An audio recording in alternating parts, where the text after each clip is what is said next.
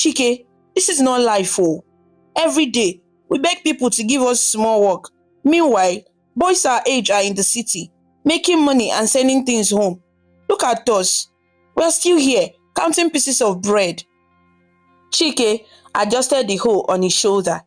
Ebuka, life in the city is not the paradise you think it is. Many who leave never return. Some ends up worse than before. At least here, we have our land, small as it is. It is something to hold on to. I don't want small, Ebuka shouted, dropping the bread wrapper. I want big. I want to wear good clothes, drive cars, and live in a big house. I cannot remain poor in Okrima. I don't look like someone who was born to suffer.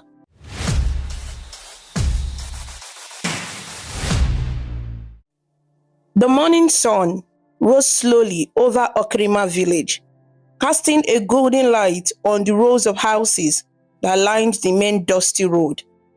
Most of the houses were built with cement blocks, painted long ago but now faded. Some had cracks, some had rusted zinc roofs, but they still stood strong. In one of these modest homes lived two brothers, Chike and Ebuka. The house was small, with 2 rooms, a sitting area, and a tiny kitchen at the back. It wasn't fancy, but it was all they had left after their parents passed away. Chike, the elder brother, was in his early 20s. He had broad shoulders, dark skin that glistened with sweat from constant labor, and eyes that carried responsibility far beyond his age.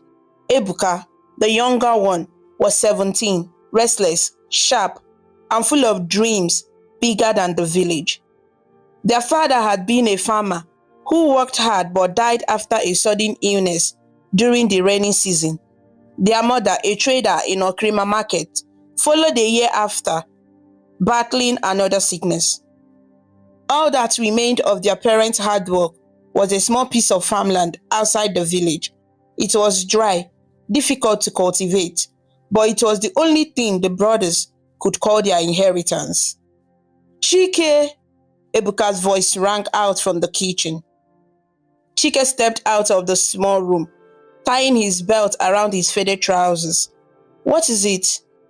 There is no garri left, Ebuka said, holding up a nearly empty plastic container. I managed to find bread. That is what I'm eating this morning. But how long will we keep living like this? Chike looked at the container and sighed. Don't worry, I'll find something today. Maybe Chief Okonta still needs men to clear grass on his land. If he agrees, he can pay us with food or a little money. Ebuka frowned, biting into the dry bread. Always menial jobs, always struggling. Chike, this is not life oh. Every day, we beg people to give us small work. Meanwhile, boys our age are in the city, making money and sending things home. Look at us. We are still here, counting pieces of bread. Chike adjusted the hole on his shoulder. Ebuka, life in the city is not the paradise you think it is. Many who leave never return. Some ends up worse than before. At least here, we have our land, small as it is. It is something to hold on to. I don't want small, Ebuka shouted, dropping the bread wrapper. I want big. I want to wear good clothes, drive cars, and live in a big house. I cannot remain poor in Okrima. I don't look like someone who was born to suffer. Chike stared at him quietly. His brother's words pierced him, but he understood. Dreams could be heavy, especially for the young. Later that day, Chike went to Chief Okonta's compound with other young men to weed grass. The compound was large, with a tall gate and a wide cement veranda, the kind of house people in the village admired. Chike walked until blisters formed on his palms, bending, cutting, clearing weeds under the hot sun. At the end of the day, Chief gave him a basket of maize and a little money. When he returned home, he saw Ebuka sitting outside their house, staring at the road that led toward the city. You are back, Ebuka said without turning his head. Yes, Chike replied, setting the maize down. We will roast some tonight.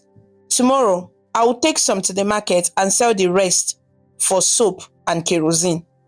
Ebuka finally looked at him, his eyes burning with frustration. Do you know Uche, Mama Okafor's son? He left for Okrima City last year. He came back yesterday, wearing fine shoes and carrying a big phone. The whole village gathered around him. His mother danced as if she had won a lottery. That is the kind of life I want, Chike. Chike wiped sweat from his face. Do you know what he went through before he bought that phone? Do you know how many nights he slept hungry? Don't let appearances deceive you, Ebuka. The city is not for everyone. But it can be for me, Ebuka insisted. Brother, farming won't take us anywhere. You're wasting your youth on land that gives little. Support me. Let me go. Once I succeed, I will come back for you. I promise. Chike's chest tightened. His brother's hope was real, but the risks were greater. The next morning, Chike carried maize to the market. As he walked through the busy stalls, he overheard two women whispering, That boy, Chike, is wasting time, one said. He's suffering with maize, while his brother dreams of the city. If he had sense, he would allow the younger one to go. Maybe the boy can make money and change their life. The other woman nodded. Yes, Ebuka has sharp eyes. He might succeed if he tries. Chike is too slow. Chike's steps grew heavy, but he said nothing. At the market, he met Mama Ngozi, a kind widow. She looked at him closely as she bought maize. Chike, my son, you are too young to look this tired, she said. Why don't you let Ebuka go to the city? He's still young. Maybe he can learn a trade. You are strong. You can manage the farm. Chike forced a smile. I hear, Mama. But inside, the words tore at him. Everywhere he turned, people said the same thing. Send Ebuka away, let him try. That night, Ebuka couldn't sleep. He tossed, turned, then sat up. Chike, he whispered. Chike groaned, half asleep. What is it? I had a dream, Ebuka said eagerly. I was in Okrima City, wearing a suit. People were clapping for me. I entered a big car with tinted glass. It felt real, like God was showing me my future. Maybe this is a sign. Chike rolled onto his back and looked at him. Dreams are good, Ebuka, but dreams need reality. If you go, where will you stay? Who will feed you? Who will give you work? That's why I need you, Ebuka replied quickly. We can sell part of the land. Use the money to send me off. Once I make it, I will buy us bigger land. Maybe even a house in the city. Don't you believe in me? Chike's heart pounded. The land, the only inheritance from their parents. Could he risk all on Ebuka's ambition? Days passed. Ebuka refused to drop the matter. One evening, Chike sat outside their house under the moonlight, staring at the farmland in the distance. He remembered his father's words.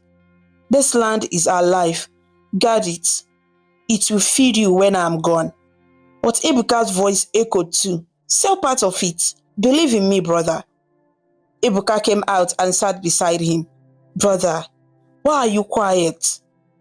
I'm thinking, Chike replied softly. Thinking about what? About us, about this land, about our future.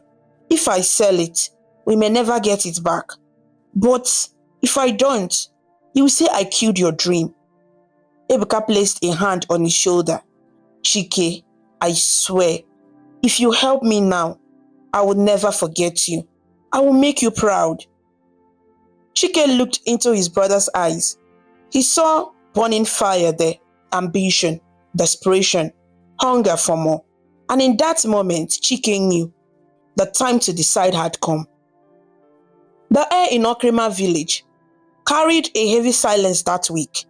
It was as if even the trees, the birds, and the wind knew that a great decision was hanging over the small cement house where Chike and Ebuka lived. Chike, had hardly slept in days. Every night, he sat outside on the wooden bench in front of their house, staring at the farmland in the distance. That land was his father's sweat, his mother's pride, and his own last hope.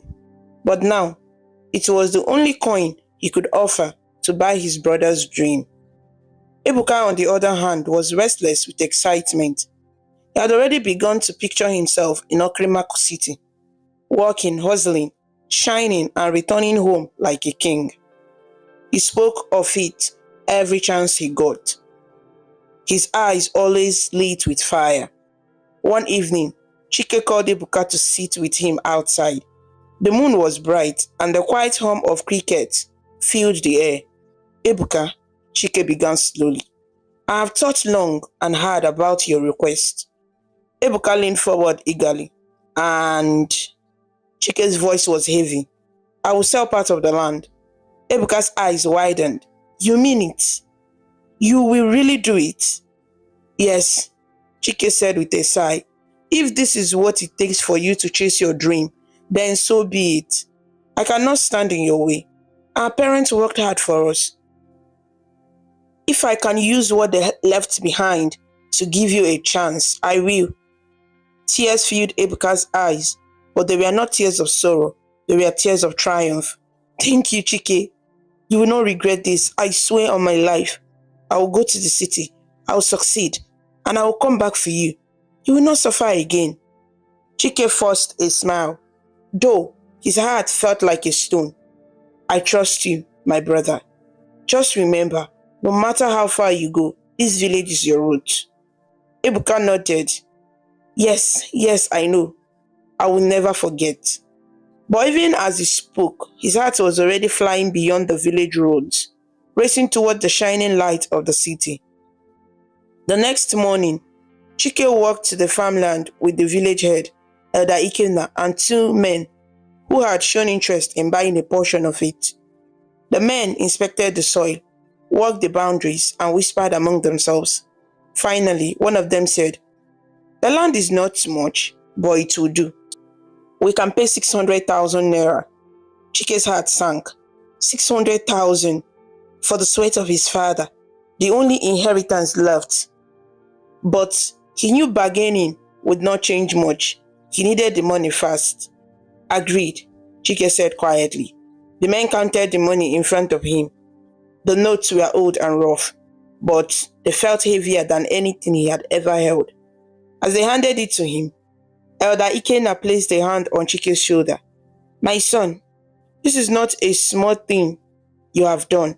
May God guide you. Use it wisely. Chike nodded, his throat tight.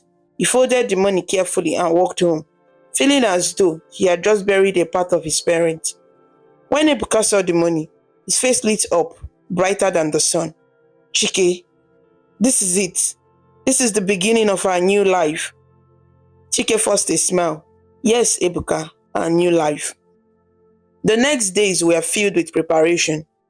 Chike bought a small traveling bag for Ebuka, 2 shirts, a pair of trousers, cheap or new shoes, and some foodstuffs for the road. He also gave him some cash to hold on to when he reached the city. On the night before departure, the two brothers sat together inside their small house. A lantern flickered between them. Ebuka, Chike said softly, the city is not easy. You will meet good people and bad people. Some will try to help you, others will try to destroy you. Hold on to your values. Do not forget home. Ebuka grinned. You worry too much, brother. I know myself. I will make you proud. Chike's eyes glistened. I'm not worried because I do not trust you. I'm worried because I love you. For the first time, Ebuka felt a lump in his throat. He reached across the table and held Chike's hand. Thank you for believing in me. I promise I will not fail. The morning of the journey arrived. The village square buzzed as neighbors gathered to watch. For many, sending someone to the city was like sending a soldier to war. You prayed for their success, but feared for their survival. Chike carried the bag, while Ebuka strutted ahead, already walking with the pride of a man who believed his destiny was changing. At the motor park, buses lined up, their conductors shouting destinations. The smell of petrol and roasted plantain filled the air. Drivers honked impatiently as passengers rushed to secure seats. Chike paid for Ebuka's fare and handed him the ticket. "Remember," Chike said, his voice firm but shaky, "call me as soon as you arrive. Do not waste this money. Do not trust strangers too quickly. And most of all, do not forget why you went to succeed and to come back for us." Ebuka hugged him tightly. "I will not forget. I will make you proud, brother. This is the last time you will see me as a poor boy. Next time, I will return as a man." Tears filled Chike's eyes as he watched Ebuka climb into the bus. The engine roared to life. Dust rose as the bus pulled out of the park. Chike stood there long after he disappeared, his chest heavy with fear, pride, and hope, all mixed into one. The journey was long and tiring, but when Ebuka finally reached Okrema City, his eyes widened in wonder. The tall buildings, the endless traffic, the noise of horns and voices. It was everything he had imagined and more. He stayed with a distant cousin, Emeka, who had promised to help him find his feet. The house was small, a one-room apartment crowded with other young men chasing dreams, but to Ebuka, it was paradise compared to the village. That evening, Emeka introduced him to some friends at a roadside bar. They laughed, drank, and teased Ebuka about his village accent. "You said you come from Okrima village?" one of them, a tall young man with dreadlocks, asked. "Yes," Ebuka replied proudly, "but not for long. I will make it here. My brother even sold part of our land to send me. I cannot fail." The group burst into laughter. "Your brother sold the land for you?" another said, shaking his head.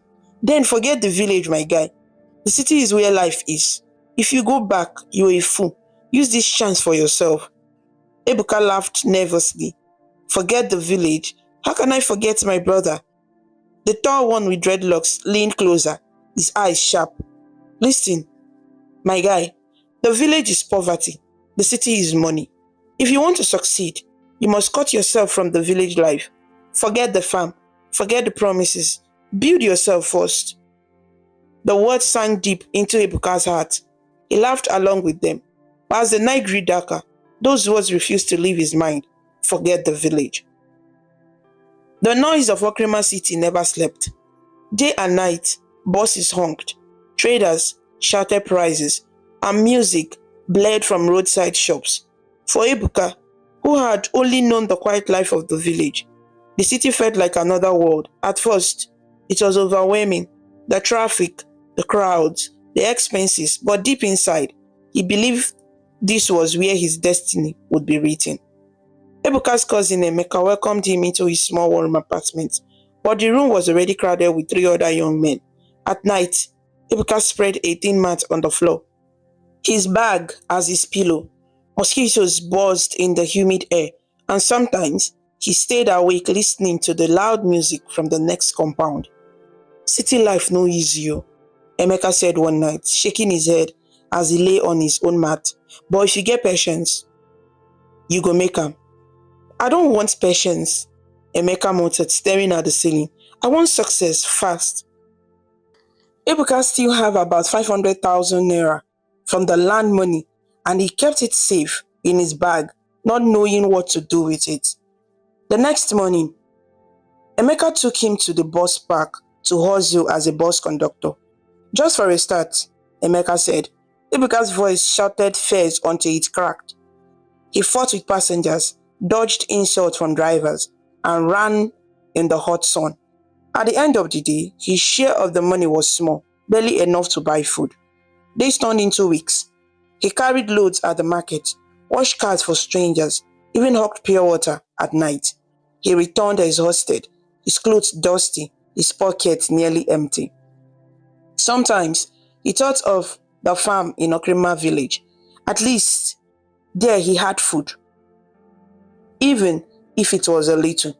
But whenever he remembered Chike's sacrifice, selling part of the land for him, he clenched his teeth. "I cannot go back empty-handed," he whispered to himself one night. "I must succeed." One afternoon, While hawking cold sachet water in traffic, Ebuka noticed two men arguing near a half-built house. He stopped to listen. The taller man shouted, "This land is mine. I bought it from Mr. Ade." The shorter one replied angrily, "You are lying. I paid for this land last year." Ebuka stood quietly, but something stirred in him. After a while, he approached a mason nearby. "What's happening?" he asked. The mason spat on the ground. "Land wahala. Everyday story in this city. Too many people fighting over property." Ebuka's eye lit up. Land, property, business. The next week, he followed Emeka to a friend's office where they drafted land papers. Ebuka asked questions, listened carefully, and soon realized there was big money in buying and reselling land. At first, he only acted as a middleman, connecting buyers and sellers for a small cut. He used a sharp tongue to convince people. His village innocence replaced by city cunning. Slowly, he began to earn more than he ever had as a bus conductor. One day, Ebuka closed a deal that changed everything. He linked a businessman from Lagos to a plot of land in Okrima city outskirts. The businessman paid handsomely, and Ebuka's commission was more than anything he had ever held in his hands. When he touched the thick bundle of naira notes, his heart raced. He could finally breathe. That night, he told Emeka, "This is it. This is my way. Real estate. I will focus here. I will also add the money I have before." Within months, Ebuka grew bolder. He dressed better, spoke with confidence, and moved with people who already had influence. He stopped spreading his mat on the floor. He rented a room of his own, then later upgraded to a self-contained apartment. His clothes changed from faded trousers to neatly ironed shirts. Soon, he bought a second-hand car. The boy who once hawked pure water was now seen driving around the city, laughing with men who carried gold chains and spoke loudly about money. "Ebuka, you don't dey shine oh," Emeka said one evening when Ebuka drove by to pick him up. Ebuka laughed proudly. "My brother, this is just the beginning. The city is sweet if you know how to play the game." They went to a popular lounge that night. Emeka ordered drinks without looking at the price. He sprayed money on dancers. He laughed louder than anyone else in the room. People began to notice him, and some even whispered, "That young man is rising fast. His name is Ebuka. He deals in land and property." Ebuka loved the sound of it. He loved the respect, the greetings, the way people wanted to sit near him. Soon, he joined a circle of flashy young men who wore designer shirts, gold watches, and always talked about the next deal. They became his new family, sharing his success and feeding his pride. Back in Okrima village, Chike worked from dawn to dusk on the remaining land. He bent over cassava ridges, carried baskets of yam, and fetched water for irrigation. His clothes were torn, his palms calloused, but he did not complain.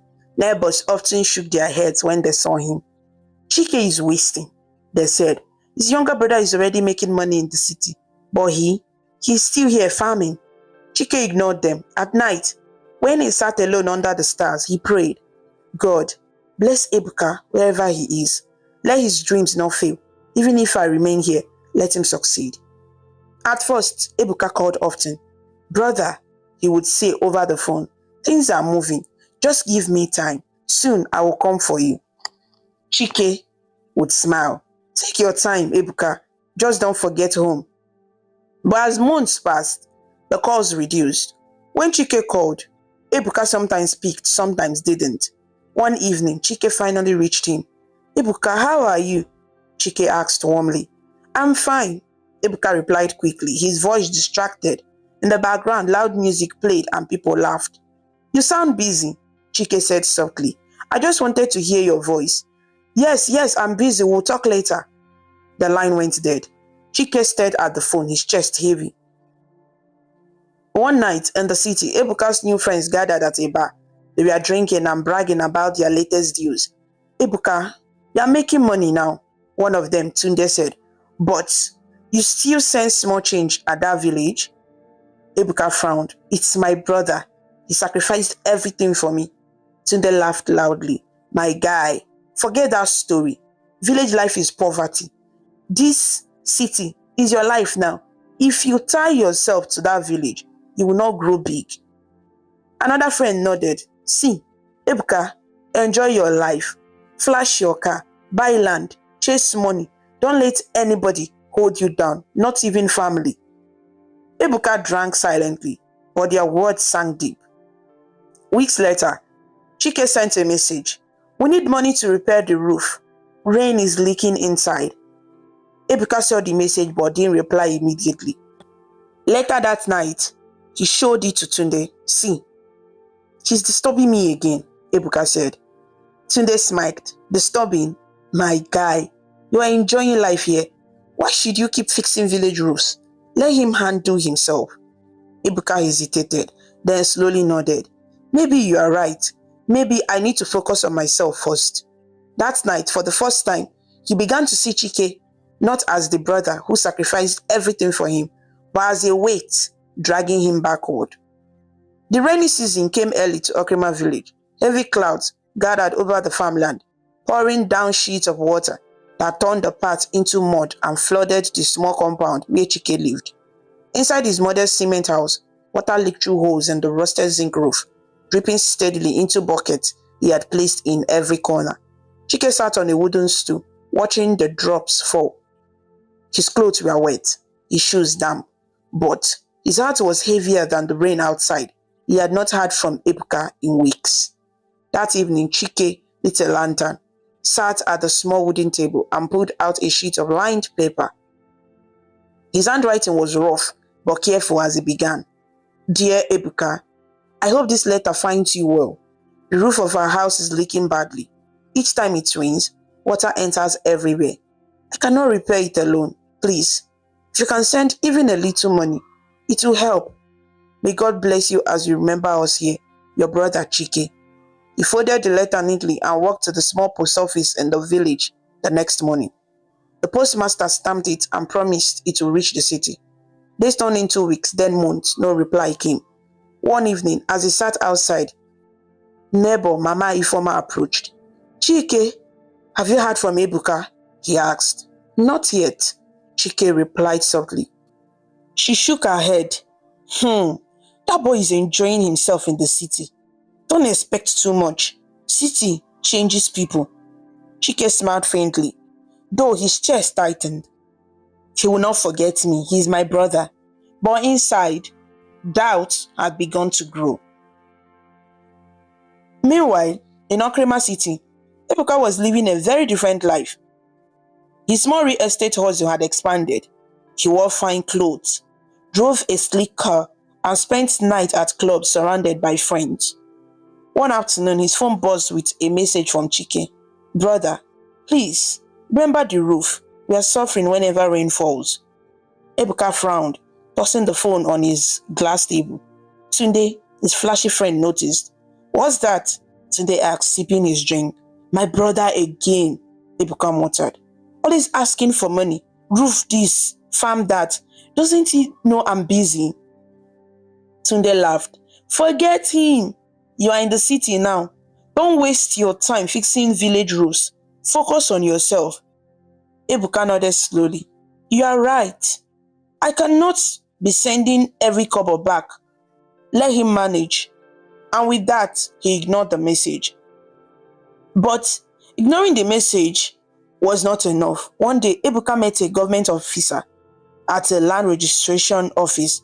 They were discussing a new property deal when the officer casually mentioned that many lands in village had not been formally registered. Ebuka's eyes perked up. You mean if a land is not registered, someone else can? He asked. The officer shrugged. If the right documents are presented, yes. It happens all the time. That's how serious business is done. Ebuka's mind raced.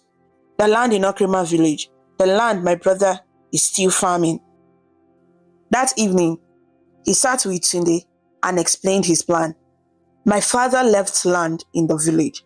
My brother is the one managing it, but it is not registered. If I can register it in my name here in the city, then it becomes legally mine. Tunde grinned.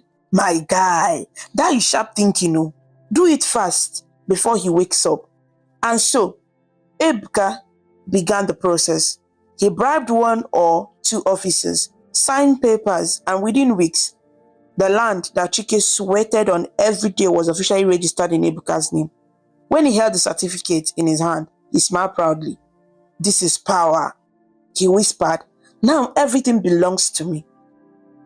Back in the village, Chike had no idea what his brother had done. He continued farming, continued praying, and continued waiting for news from the city. But the villagers began to whisper. At the market, two men stood by the yam store. Have you heard? One asked. That Ebuka is now a big man in Okrima city. He is buying land, driving cars, enjoying life. The other man chuckled. And his brother Chike, still here, digging cassava like a servant. Foolish boy, imagine selling land for his younger brother, only to be abandoned. Their laughter carried across the market, and though Chike pretended not to hear, the words pierced him. At night, sitting alone, he thought, is it true? Has Ebuka forgotten me? But he shook his head firmly. No, he's just busy. He will remember. It didn't take long for the mockery to reach his doorstep. One afternoon, Odogu, a loud villager known for his sharp tongue, passed by Chike's farm. Ah, Chike, he shouted. Still farming under the sun? Your brother is eating chicken in the city while you are here eating cassava. You tried though. You sacrificed for him, but see how he left him. Chike wiped sweat from his forehead, forcing a smile. Thank you, Odogu. God sees everything. But Odogu laughed loudly and walked away, shaking his head. Soon, others joined. Children sang mocking songs. Chike the farmer, brother in the city. One is suffering, the other is shining. Each word was like a knife to his heart. One evening, as thunder rumbled and rain poured into his leaking house, Chike sat in darkness. The bucket overflowed, the floor flooded, and the cold wind cut through his clothes. He placed his head in his hands and wept quietly. Ebuka, my brother, he whispered. How could you forget me? Did I not give everything for you? But no matter how much he cried, no answer came. The next day, he went to the post office again, writing another letter. Dear Ebuka, it has been long since I heard from you. I'm happy that you are doing well in the city, but things here are hard. The land is not producing much and the house is breaking. Please, even a little help will go a long way. Your brother Chike. Weeks passed, no reply. Instead, rumors spread that Ebuka had registered the land in his name. Did you hear? Mami Foma whispered to another woman. That land Chike is farming, Ebuka has claimed it officially in the city. What? The other gasped. So Chike is farming land that no longer belongs to him? Yes, that's what I heard though. And Ebuka is planning to sell it soon. When the news reached Chike, he felt the ground shift beneath his feet. He rushed to Elder Ikena. Elder, is it true? Has my brother registered the land? Elder Ikena sighed deeply. My son, I have seen the papers. It is true. The land is now in Ebuka's name. Chike staggered, holding his chest. But it was our father's land. How could he do this to me? The elder placed a hand on his shoulder. I am sorry, my son. Sometimes even blood betrays. But remember, God is not blind. The villagers expected Chike to fight. They waited for him to drag Ebuka to court, to shout in the market, to curse him publicly. But Chike did none of those things. Instead, he continued working quietly on the land, even though he knew it no longer belonged to him. Why are you still farming here? Mami Foma asked one day. Everyone knows Ebuka has taken it. Chike looked at her calmly. Because this is where my father's sweat still lives. If Ebuka wants to take it, let him take it. I will not fight my own blood. God will fight for me.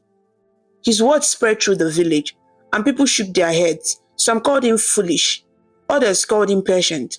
But deep inside, Chike's heart was broken beyond repair. At night, he lay on his mat, staring at the ceiling, whispering to himself, destiny would turn one day. It must turn. And with that silent hope, he endured the betrayal.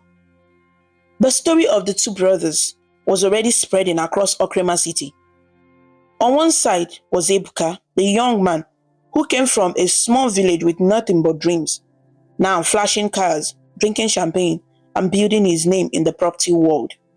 On the other side was Chike, the elder brother, who had once sacrificed everything and was now quietly stepping into the same city, unnoticed, unknown, carrying nothing but hope and patience.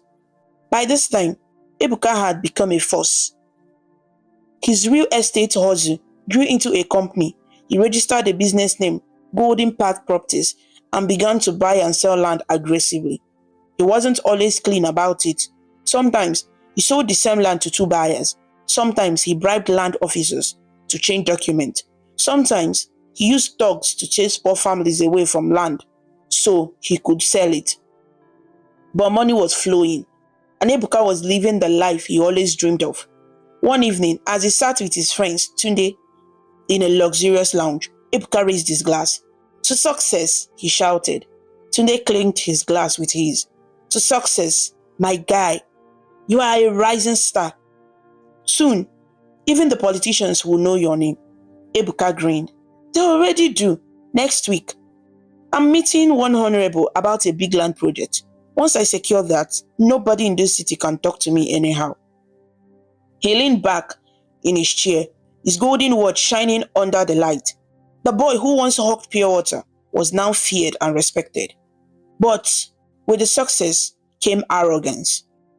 Ebuka no longer picked calls from old friends unless they had money to offer. He stopped answering Chike completely. When villagers called to remind him of his brother, he laughed it off. One day, he told Tunde that my brother is too local, always talking about farming and patience. He doesn't understand city life. If he wants to remain a poor villager, let him. I cannot carry dead weight. Tunde smiled. You're right. Forget him. This is your time. Shine your shine. And Ebuka believed it. He walked into offices with pride, spoke to elders as if they were children, and treated business partners like servants. Many began to fear him, but many also began to pray for his downfall. Meanwhile, in Okrema village, Chike was struggling more than ever. The farmland was producing less, and the villagers' mockery was increasing. One evening, after a long day on the farm, Chike sat on the bench outside his house, staring at the road. I cannot stay here forever, he whispered to himself. If my brother can go to the city, then I too can go. Not to chase wealth, but to find something better. The next week, with the little money he had saved from selling cassava, Chike packed a small bag. He locked the house, handed the key to Elder Ikena, and boarded a bus to Okrema City. Unlike Ebuka, he didn't arrive with noise or pride. He arrived quietly, like a man who knew his journey would be long and slow. At first, city life was hard for Chike. He slept on the floor of a church where the pastor allowed him to stay. During the day, he looked for jobs. He worked as a cleaner in a small office. He carried cement for builders at construction sites. He even washed plates in a roadside canteen. But no matter how small the work was, he did it with discipline. He woke up early, prayed, and never complained. One afternoon, while carrying cement at a construction site, an older man noticed him. The man was tall, with grey hair and kind eyes. He wore a simple shirt, but carried himself with authority. Young man, the man said, I've been watching you. You work harder than the others, and you don't cut corners. What is your name? My name is Chike, sir, he replied, bowing slightly. I am Mr. Lawson, the man said. I own this site. Come and see me tomorrow in my office. The next day, Chike went to the office. It was a modest building, not as flashy as Ebuka's, but well organized. Mr. Lawson offered him a seat. Chike, tell me your story. Chike spoke honestly. He told him about his parents, the land, the sacrifice for his younger brother, and the struggles he faced. Mr. Lawson listened carefully, nodding. You remind me of myself when I was younger. Life tested me too, but I learned that patience and discipline can build more than speed and greed. Chike looked up. his eyes shining with respect. Sir, I'm ready to learn. I don't have much, but I have my hands and my honesty. Mr. Lawson smiled. That is enough from today. You will work with me, not as a laborer, but as an assistant. I will teach you how business is done. Chike bowed deeply. Thank you, sir. God bless you, sir. Working under Mr. Lawson changed Chike's life. Each day, he learned something new: how to manage workers, how to treat clients with respect, how to negotiate without lying, and how to build trust. Chike, Mr. Lawson said one afternoon, money is good, but character is better. Many men rise fast and fall faster, but the man who rises with integrity will stand longer. Chike nodded, writing the words in his heart. Slowly, he began to earn a small but steady salary. He rented a tiny room in the city, bought a few clothes, and sent small offerings back to the village. He was not rich, but he was stable, and for the first time in years, he felt hope growing again. While Chike was learning patience and discipline, Ebuka was climbing higher with pride and shortcuts. He built a big office for Golden Park Properties, decorated with glass doors and shiny tiles. He drove a new jeep and hired bodyguards. But whispers followed him. Some said he cheated clients. Some said he stole land from widows. Some said he bribed his way into contracts. One day, he passed by a street where Chike was working with Mr. Lawson. Ebuka was in his jeep, music blasting, girls laughing in the backseat. He slowed down, looked out, and saw his brother. Chike, he said with surprise. Chike smiled warmly. Ebuka, my brother. But Ebuka only smiled. You're still moving with old men? This is the city, brother. If you don't sharpen up, you will remain a nobody. Then he drove off, leaving dust behind. Mr. Lawson looked at Chike quietly. That was your brother? Yes, sir, Chike said softly, his smile fading. Mr. Lawson placed a hand on his shoulder. Don't envy him. Flash doesn't last. Keep walking your path. Chike nodded. Yes, sir. Months passed. Ebuka grew more powerful but also more careless. He entered shady deals with politicians, promising land that wasn't his to sell. He cheated friends, ignored warnings, and mocked those who tried to advise him. Chike, meanwhile, grew steadily. Mr. Lawson trusted him with more responsibilities. He managed small contracts, handled clients, and proved himself again and again. One evening, after a long day, Mr. Lawson called him into the office. Chike, he said, you have been faithful. You remind me of the son I never had. From now on, you will not only work for me, you will work with me. I want you to become my partner. Chike gasped. Sir, I don't deserve this. You deserve it, Mr. Lawson replied firmly. Because you have what many lack: patience, honesty, and discipline. Tears filled Chike's eyes. Thank you, sir. I will not fail you. And as he walked home that night, he whispered to himself, this is the turning point. My story is changing. The city that once lifted Ebuka up began to slowly turn against him. It did not happen suddenly like a thunder strike. It began as whispers, then rumors, then small cracks in the empire he had built with pride and shortcuts. One Monday morning, Ebuka entered his glass-walled office at Golden Park Properties with his usual arrogance. He wore a white suit, gold wristwatch, and shoes that shone like mirrors. His staff stood quietly to greet him. Good morning, sir. Ebuka nodded casually and walked into his office. But that morning, instead of piles of money or new deals waiting, there were letters, complaints from clients. One letter read, the land you sold us is already owned by another family. We demand our money back immediately or we'll take legal action. Another letter said, you promised that the land in Okrima South had no dispute. Now we are fighting with thugs every day. We'll not let this go. Ebuka crushed the letters in his hands and threw them aside. Nonsense, he muttered. Let them shout. They will soon get tired. But deep inside, unease began to creep into his heart. That week, Ebuka called his partners for a meeting. They were men he trusted or thought he trusted. Men who had once cheered his rise. Gentlemen, he said, forcing a smile. Don't worry about the small complaint. We have new deals coming. The Honorable from Lagos has promised to bring us investors. We'll make even more money. But the men exchanged glances. Finally, one of them, Mr. Felix, spoke. Ebuka, let us be honest. People are talking about you everywhere. Too many complaints, too many bad deals. Government is watching. We don't want to be dragged down with you. Another partner added, from today, we cannot continue business together. We are withdrawing. Ebuka slammed his hand on the table. What nonsense is this? After all I've done for you, you think you can leave me now?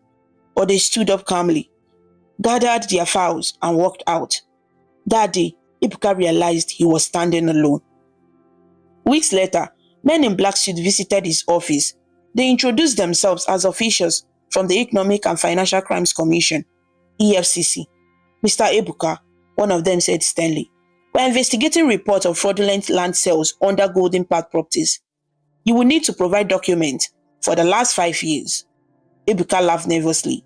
This must be a mistake. I run a clean business. The officer's face remained hard. We will find out.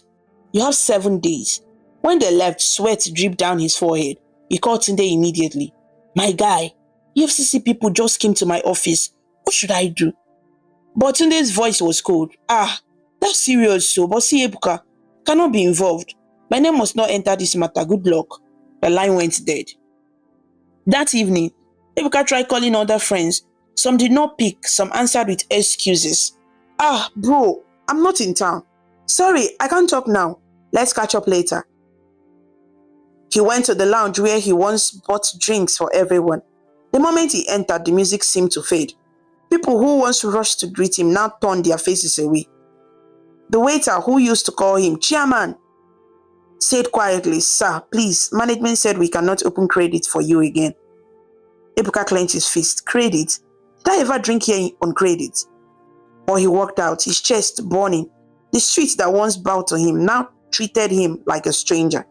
The following week, EFCC froze his bank account. Properties were locked, cars were seized. When he tried to withdraw money, the cashier shook her head. Sorry, sir, your account is under investigation. He shouted, argued, even threatened, but nothing changed. Within days, the empire he had built crumbled like a sandcastle under rain. The workers in his office stopped coming. The secretary resigned. Even his driver abandoned the car and left the keys on the table. Ebuka sat alone in the big office, staring at the empty chairs. The silence was louder than any music. That night, he drove to Tunde's house hoping for comfort. Tunde, please, I need help.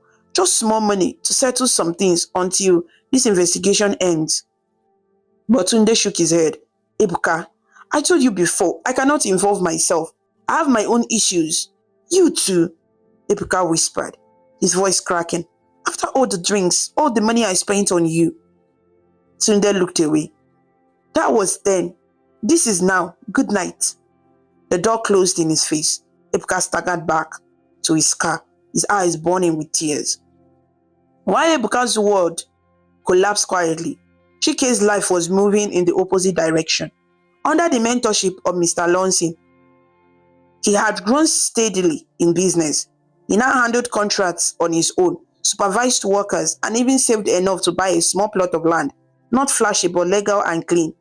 One evening, Mr. Lawson said, Chike, I am proud of you, boy. You are building with patience. Many young men rush and fall, but you are taking steady steps. This is how real success is built. Chike bowed his head. Thank you, sir. I only pray to keep growing. At night, when he heard whispers about Ebuka's troubles, he said nothing. He did not rejoice, did not mock. He only shook his head quietly.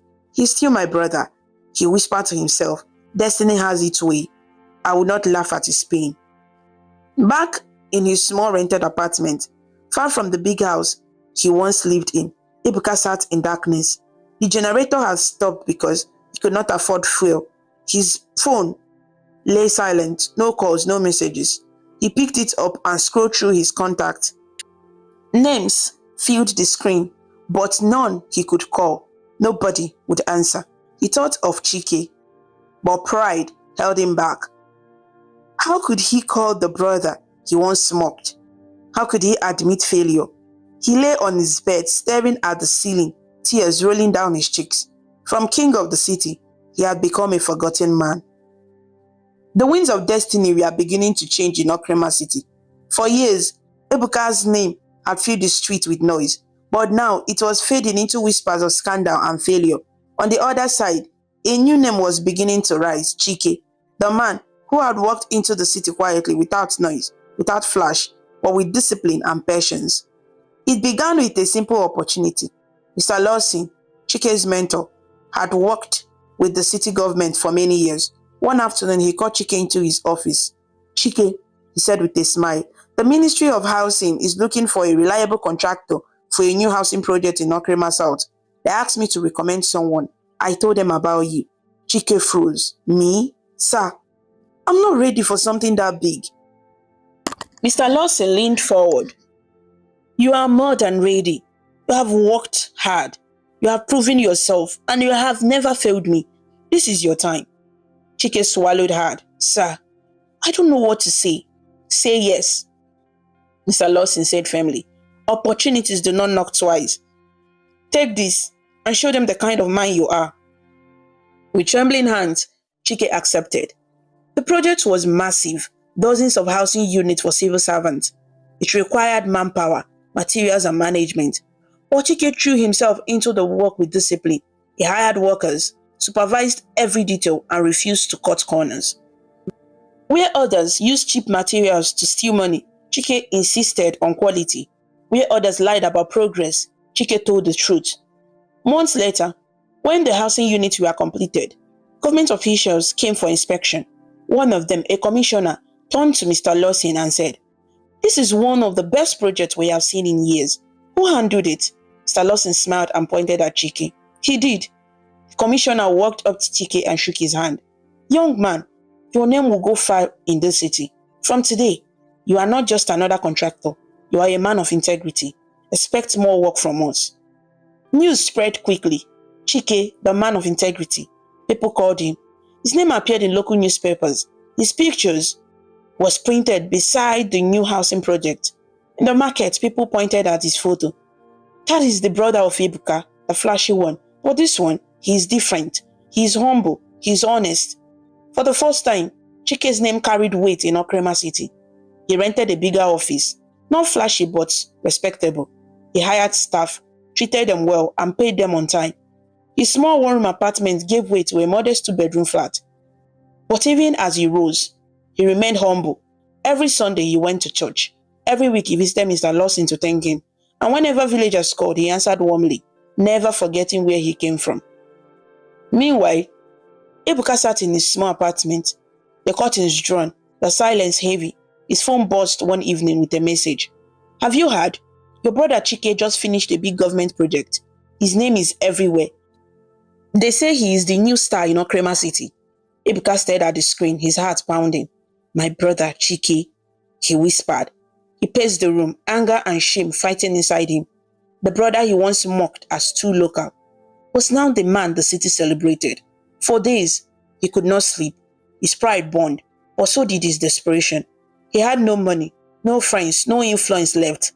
And now, only one thought filled his mind. I must reconnect with Chike.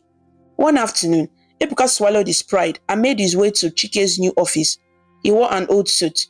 The once bright fabric now faded. When he entered the office, staff looked at him curiously. Some recognized him as the fallen real estate man. "Please, I want to see Mr. Chike," Ebuka said quietly. When Chike came out of his office and saw him, his eyes widened. "Ebuka, my brother." For a moment, silence filled the room. Then, Chike asked his staff to give him privacy. They went into his office, just the two of them. Chike gestured to a chair. "Sit, Ebuka." Ebuka sat slowly, his eyes avoiding his brother's. For a long time, neither spoke. Then, Ebuka cleared his throat. "Chike, I came to see you. I know it has been long, too long." Chike folded his arms. "Yes, very long." Ebuka forced a smile. "But you know, city life is not easy. Things happened. Mistakes were made. I wanted to call, but I didn't know how." Chike's voice was calm but sharp. "You didn't know how? You knew how to register the land in your name. You knew how to ignore my letters. You knew how to forget the brother who gave up everything for you. But you didn't know how to call?" Ebuka flinched. Chike, please, don't talk like that. I came because I need you now. Things are hard. Friends have turned against me. The government is after me. I have nothing left. He leaned forward, his eyes desperate. But you, God has lifted you. You are the one shining now. Help me, brother. Let us start again together. Chike looked at him for a long time. His face carried no anger, only deep sadness. Ebuka, he said softly. When I sold the land for you, I had nothing left. I trusted you with everything. I believed you would remember me, but you betrayed me. You abandoned me. You even stole from me. Do you know how many nights I cried? Do you know how the villagers mocked me? Tears filled Ebuka's eyes. I was foolish. I let pride consume me. But please, Chike, forgive me. We can rebuild together. Chike shook his head slowly. Forgiveness I can give, but trust, that is gone. You are my brother, yes. But I will not let you use me. I will not let you drag me down. I will not seek revenge. I will not fight you. I will leave you to karma, to God, to destiny. He stood up, his voice steady. I will help others. I will lift people. But you, Ebuka, you must face the result of your choices. Not because I hate you, but because you must learn. Ebuka broke down, his face in his hand. Chike, please. But Chike turned away. He walked to the window, looking out at the city. The same city that had broken one brother and lifted the other. Without looking back, he said quietly, Goodbye, Ebuka. The sun rose over Okrema City with its usual noise. Buses honking, traders shouting, music blasting from small shops. But for Ebuka, the city no longer felt like home. It felt like a stranger that had swallowed him and spat him out. Ebuka tried to live quietly after his failed attempt to return to Chike's life. But the past refused to let go. The EFCC case grew louder, newspapers printed stories.